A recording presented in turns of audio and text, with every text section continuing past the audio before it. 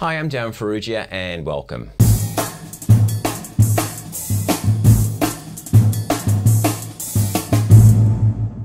This is the September 2021 single stroke roll update, and I'm actually recording this on the day that I'm uploading it.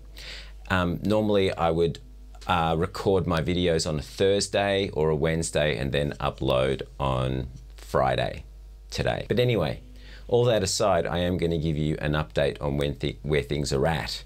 So there's probably not much difference to where things were at last month, although I've got to say I've had this, this ongoing realization, but certainly a very intense realization yesterday that my finger control absolutely sucks, and I'm not even using fingers so much. And so I get to the point where I don't even know what my fingers are actually doing. I don't even know if they're moving or if it's just my wrist or whatever.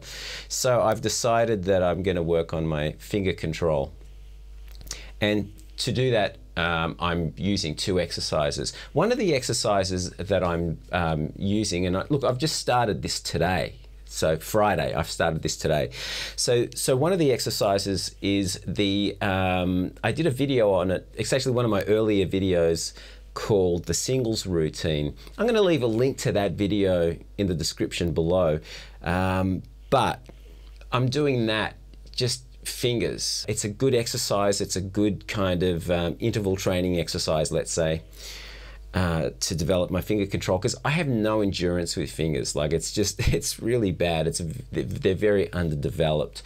So I'm playing that at 160, and even then that might be probably too fast. By the time I get to 12 repetitions, I'm really struggling with that.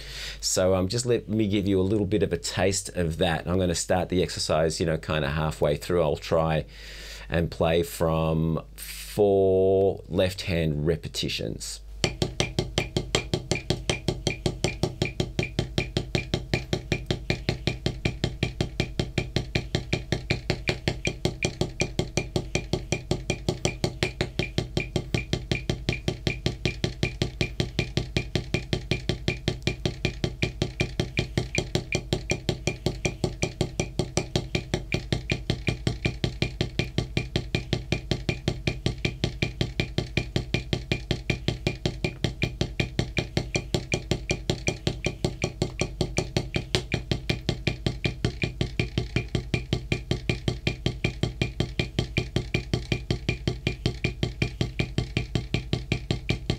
So as you can hear, I have very little control over that. It doesn't sound even at this stage. It's not accurate. So I'm not even going to go beyond that tempo. Probably even, if anything, I'll drop it back a little bit. So that's one exercise I've been using. And then the other finger control exercise I've been using, and actually probably playing before I would play this one, is it comes from Joe Morello's Master Studies book, and it's the first stone killer exercise.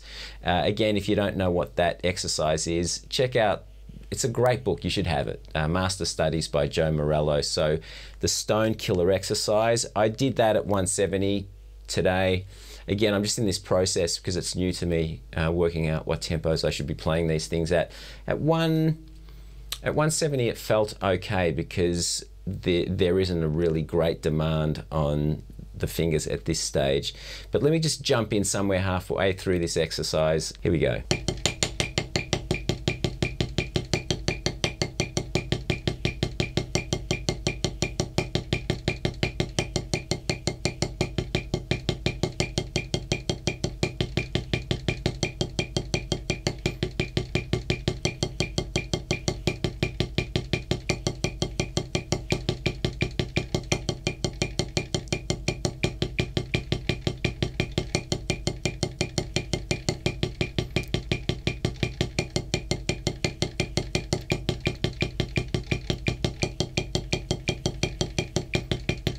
So I've been doing that. Again, you can hear that I really don't have a lot of control with my fingers. And it's really because I haven't really practiced it. It's one of those things that I never really got into practicing. The other thing I tried today, after watching a very interesting video on single stroke rolls by Rob Brown, I'm going to link that video down below actually, is I practiced the 5-3-1 portion of my practice routine just using the cradle of the stick, keeping my fingers off the stick. So for example, at say 160 beats per minute, this is what that would look like.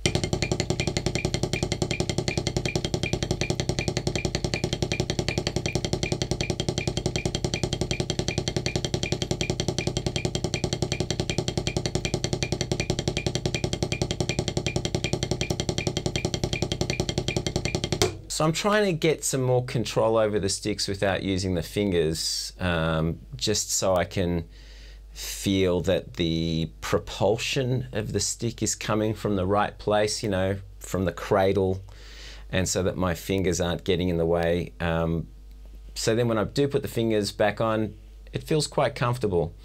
But I also become more aware of what my thumb and that thumb muscle is doing.